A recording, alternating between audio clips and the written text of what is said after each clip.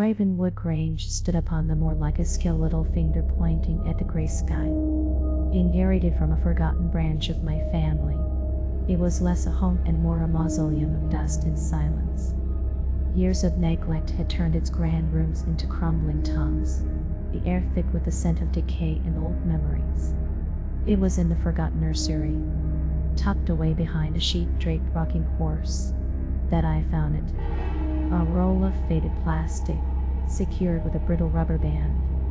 Unfurling it, I saw the familiar circles of color, the word twister barely visible through a film of grime. Beside it lay the spinner board, its plastic arrow warped and yellowed. Why I took it downstairs, I cannot say. Perhaps it was boredom, the crushing solitude of the Grange pressing down. Perhaps it was something else, an unseen hand guiding my curiosity. That evening, with the wind howling like a banshee outside and the vast, empty rooms echoing the silence within, I spread the mat on the floor of the main hall. A ridiculous impulse, playing a child's game alone in a haunted house. But the isolation had begun to fray the edges of my sanity. I spun nearer. It landed on the right-hand wall. I placed my hand on the cool plastic circle. Spun again. Left foot red. I twisted awkwardly. The third spin. It settled after a slow, hesitant wobble. Higher. My breath itched. It was no player. I was alone. A chill that had nothing to do with the draft crept up my spine. I stared at the spinner. After a moment, perhaps imagination, perhaps not, I saw the arrow nudge, just slightly. It pointed directly at player again. A cold spot bloomed on the floor beside the mat, as if someone had just stepped there. Reluctantly, drawn by a morbid fascination I couldn't explain, I spun again. Right hand free. I complied. The spinner turned again, and bit. Fire, left foot yellow. I heard a faint sound, like a dry leaf skittering across the floor, near the mat.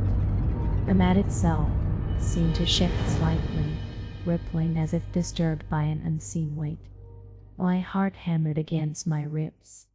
The game continued, an impossible, silent adversary taking turns against me.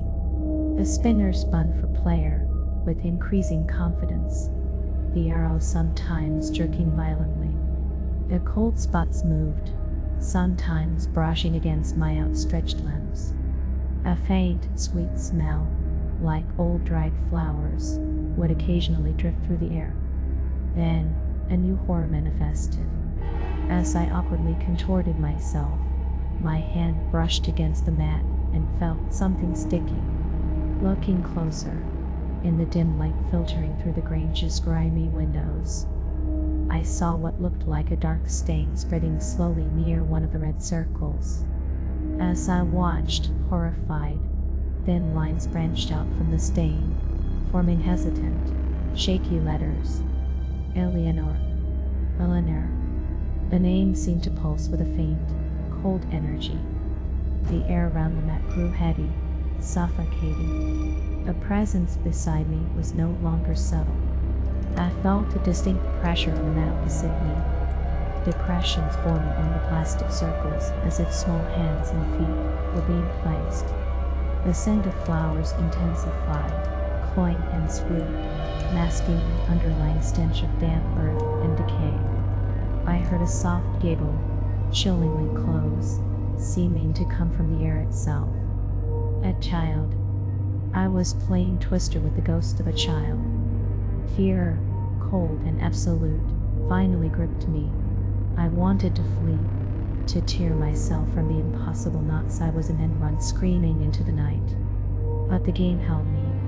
Whenever I tried to move off the mat out of turn, the air would turn instantly frigid, and a sharp, unseen force would push me back, sometimes accompanied by a sound like nails scraping against wood. Eleanor didn't want me to stop. She wanted to play, and as the game went on, her presence grew bolder, stronger. What started as phantom touches escalated. A cold hand brushed my ankle. Tiny fingers seemed to scratch at my arm. A cold, heavy pressure settled on my chest, making it hard to breathe. A sensation like being choked. Her giggles turned into rag, desperate gasps, echoing around the hall. I understood then. The game was a link, a conduit.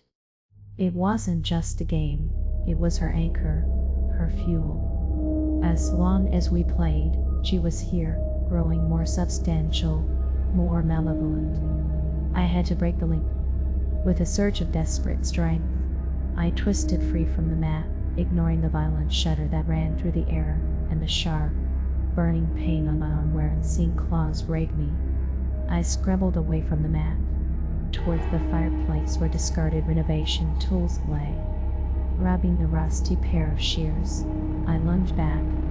The mat seemed to red on the floor as I approached, the name Eleanor glowing faintly.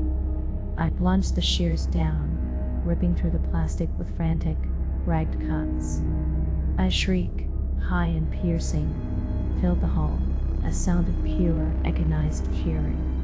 I hacked and tore at the plastic, shredding the mat into useless scraps of colored venom. The spinner board followed, snapped in half, the arrow crushed under my heel. The shriek died away, replaced by a sudden, absolute silence. The oppressive weight lifted.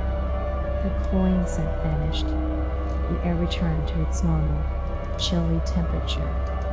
Nothing remained but the torn plastic and the broken spinner on the floor, bathed in pale moonlight filtering through the tall windows. Eleanor was gone, vanished. But the silence of Ravenwood Grange now felt different.